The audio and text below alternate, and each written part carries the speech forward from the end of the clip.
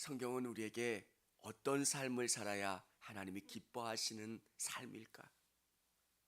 시간이 지나고 또 우리 인생의 마지막에 어떤 모습을 하나님 앞에 비춰줘야 되는가?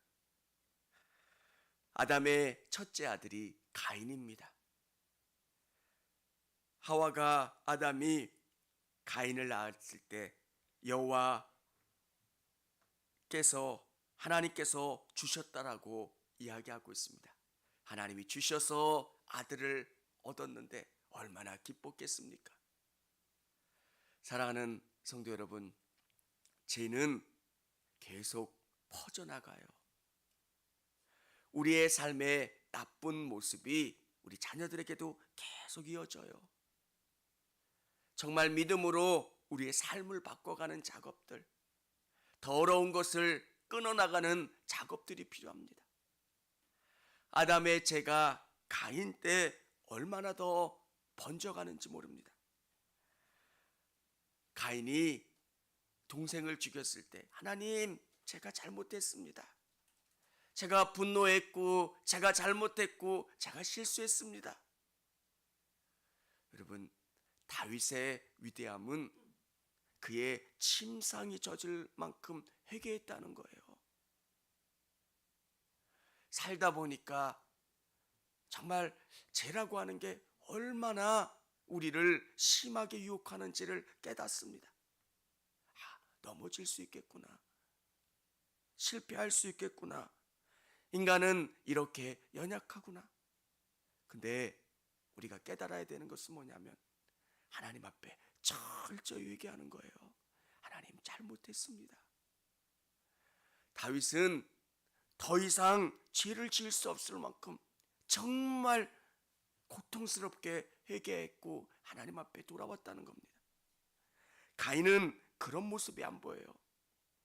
범죄했고 하나님 앞에 책망받았다면 하나님께로 돌아와야 되는 게 바른 모습인데 16절에 보면 가인이 여호와 앞을 떠나서 에덴 동쪽 노 땅에 거주하더니, 하나님 없는 곳으로, 하나님의 영향력이 없는 그곳으로 가서 어떻게 합니까? 아내와 동침하김에 그가 임신하여 에독을 낳은지라 가인이 성을 쌓고 그의 아들의 이름으로 성에 이름하여 에녹이라 하니라. 하나님의 영향력이 없는 곳에 성을 쌓는 겁니다. 하나님, 내가 이곳에 성을 쌓고 내가 이곳에서 통치하겠습니다. 도시를 만들고 성을 건설하는 것, 이제 간섭하지 말라는 겁니다.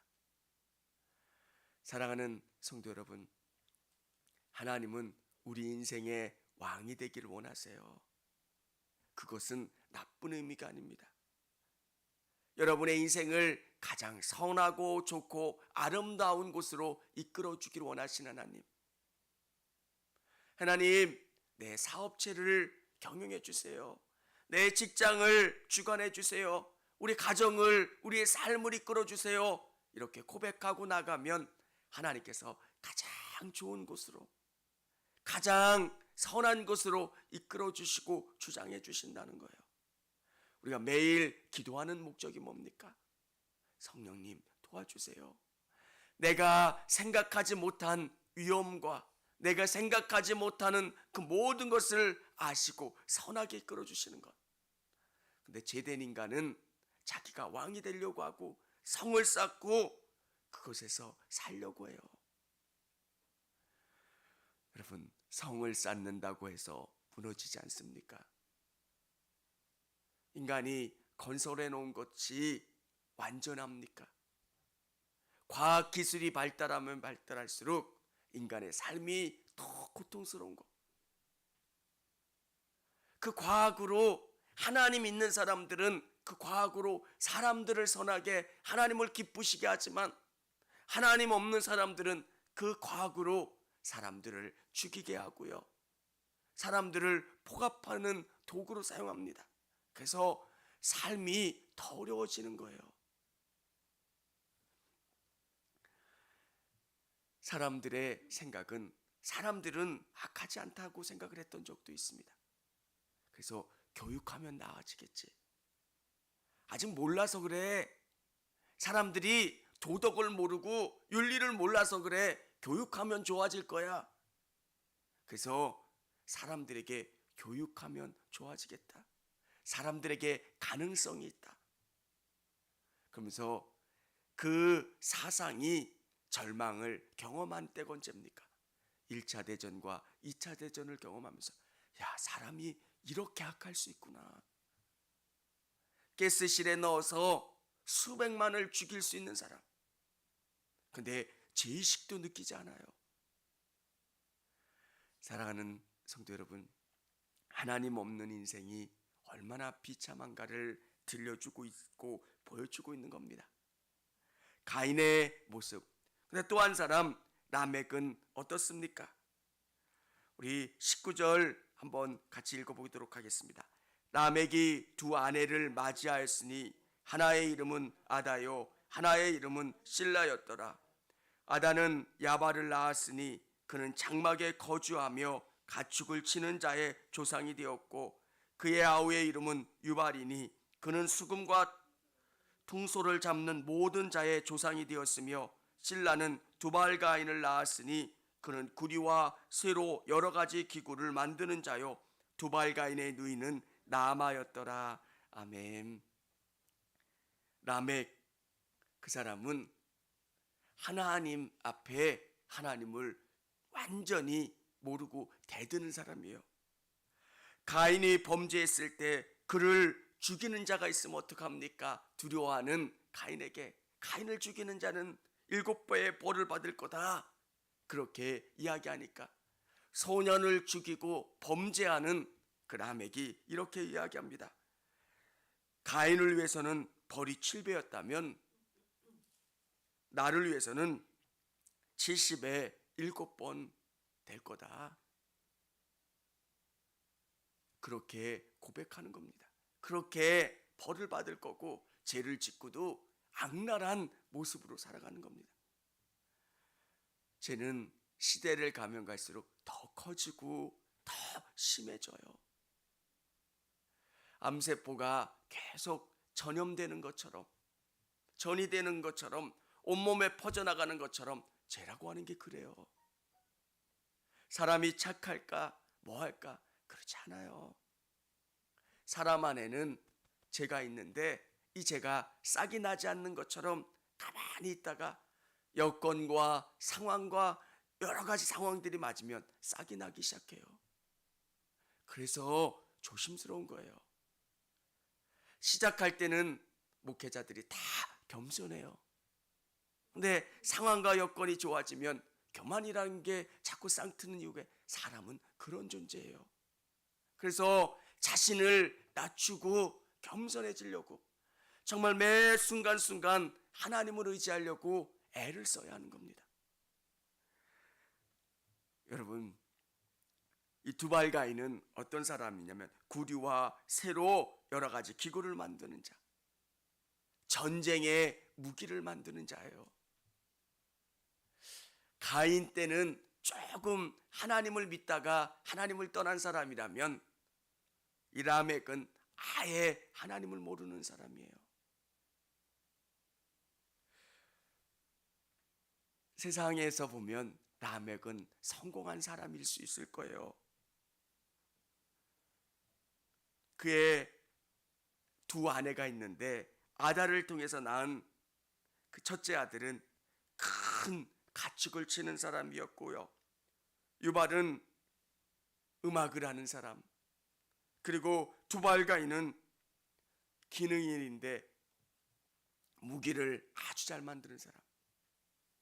예전에는 칼 한 자루가 있으면 권력자가 되는 거예요. 권력자만 칼을 소유할 수 있는 그때에 무기를 만들 수 있다. 그러면 권력이에요. 힘이고요.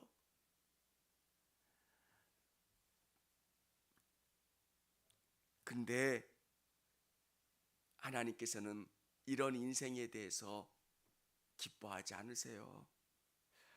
우리가 우리 인생의 목표를 어디에 두느냐? 은행 잔고. 어느 분은 은행 잔고에 얼마가 없어요?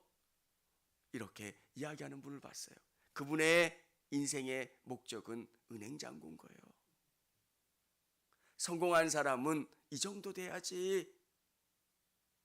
우리에게 성공하는 것, 우리 삶의 기준은 내가 얼마나 하나님과 동행하느냐, 하나님이 기뻐하시는 삶을 살고 있는가. 여러분, 자꾸 이 기준을 바꿔야 돼요. 내 삶의 성공의 기준은 뭔가? 하나님이 기뻐하시는 삶을 살고 있는가? 저의 목회의 기준은 하나님과 얼마나 동행하며 사는가? 하나님이 기뻐하시는가? 하나님과 함께하고 있는가? 하나님이 내게 주신 것 가지고 최선을 다하면서 하나님을 위해서 살아가고 있는가? 그러면 낙심하지 않게 돼요. 내 상황과 여건이 어떻더라도 그 속에서 기뻐하고 감사하고 최선을 다할 수 있는 것. 26절 우리 같이 한번 읽어보도록 하겠습니다. 셋도 아들을 낳고 그의 이름을 에노스라 하였으며 그때 사람들이 비로소 여호와의 이름을 불렀더라. 아멘. 셋의 아들 에노스, 여호와의 이름을 불렀다라고 하는 것은 하나님께 예배했다는 거예요. 사람들이 볼 때 라멕을 부러워할 거예요. 야, 자식들 잘 됐다, 뭐 했다. 그 아들은 무슨 기업 사장이래, 뭐래, 집이 이렇게 좋대, 어디 산대. 성경은 그런 걸 별로 그렇게 중요하게 생각하지 않아요. 정말 중요한 것은 그가 예배하는 자인가, 그렇지 않은가? 하나님 안에 있는가, 그렇지 않은가? 하나님의 시선으로 보면 그렇게 돼요. 사랑하는 여러분, 저의 친구 목사 그 가정은 지금 한 7대쯤 될 것 같아요. 그의 그 할아버지는 뭐 아주 진짜 별 볼 일 없는 사람인데 선교사님들이 와서 뭐 이렇게 좀 일을 봐주고, 우리 지금 이야기하면 뭐 머슴 살고 가난하게 살았고, 아마 그 시대에 비교하면 진짜 별 볼 일 없는 그런 사람이에요. 하층민 뭐 그 정도. 근데 예수님이 그 가정에 들어오셔서 그 가정을 바꿔놓으신 거예요. 7대, 그러니까 선교사님을 이렇게 뭐 어떻게 뒤치다거리하고 뭐 그랬을 시대니까 7대, 8대. 그렇게 오래 믿은 사람이 그 자기 그 어른들이 그 한국 교회사에 나오는 그런 집이에요. 근데 그 친구가 얘기했던 것에 아주 인상을 받았던 게 뭐냐면 정말 하층민이었다는 거예요. 그 시대는 별로 그렇게 대단하게 보이지 않았고, 아휴, 서양 귀신을 믿니? 뭐하니? 시대가 바뀌고 하나님께서 그 가정을 바꿔주셨고, 얼마나 많은 목회자가 나왔으며 얼마나 많은 장로님과 많은 믿음의 사람들이 세워져서 하나님 앞에 얼마나 귀하게 쓰이는 가문. 시작을 볼 때는 너무 초라해 보이는 부분이 있지만 한 대를 지나고 또 한 대를 지나고 100몇십 년 만에 하나님께서 그 가정을 완전히 바꿔놓으셨어요. 사랑하는 성도 여러분, 하나님을 믿는다는 것은 앞이 보이지 않는 상황을 신뢰하는 거예요. 예수를 믿지만 달라지는 게 별로 없어 보일 때가 있어요. 예수님을 믿는 것보다 내게 주어진 상황을 처리하는 게 더 급해 보일 때가 있고요. 예배보다는 다른 것이 더 중요하고 우선돼 보일 때가 있어요. 근데 놀라운 것은 10년이 지나고 20년이 지나고 100년이 지나고 정말 예수로 살면 예수님이 우리 가정과 우리의 삶의 주인이 되어주시는 그 삶을 살면 정말 놀랍게 바뀌어요. 사랑하는 여러분, 그게 믿음이에요. 예배하는 자가 얼마나 복되고 귀한지 1년을 살아볼 때는 몰라요. 고속도로 달릴 때 옆에 막 새치기 하면서 달리는 그 차들이 더 빨라 보여요. 그래서 나도 새치기 할까? 막 그런 느낌이 들어요. 근데 가다 보면 중간에 잡혀 있는 거 보잖아요. 경찰에게. 믿음으로 산다는 건 그래요. 자꾸 겼는지라고 싶어요. 내가 잘 살고 있는 건가? 내가 믿음으로 사는데 왜 나는 별로 이렇게 달라지는 게 없고 복 받는 것 같지 않고. 근데 놀라운 것은 하나님이 시대가 되면 때가 되면 바꿔주세요. 저는 그 믿음을 갖는 우리 성도님들이 되셨으면 좋겠고요. 이 말씀이 살아있고 운동력이 있기 때문에 여러분의 삶을 바꿔주시고 가정을 바꿔주시고 여러분의 인생을 바꿔주실 줄을 믿으시기를 바랍니다. 오늘 우리 성도님들이 예배하는 자, 하나님 앞에 신실히 서는 자가 되기를 바랍니다. 청주감리교회 채널의 영상 잘 보셨나요? 저희 교회 예배에 함께 참여하고 설교 및 다양한 영상을 보고 싶으시다면 화면 오른쪽을 눌러 청주감리교회 채널을 구독해 주시기 바랍니다. 주일, 수요일 새벽 예배 라이브 방송과 지난 설교 그리고 교육부서의 예배 등 다양한 소식에 빠른 알람을 받으실 수 있습니다. 청주감리교회 유튜브 채널 구독과 좋아요 기억해 주세요.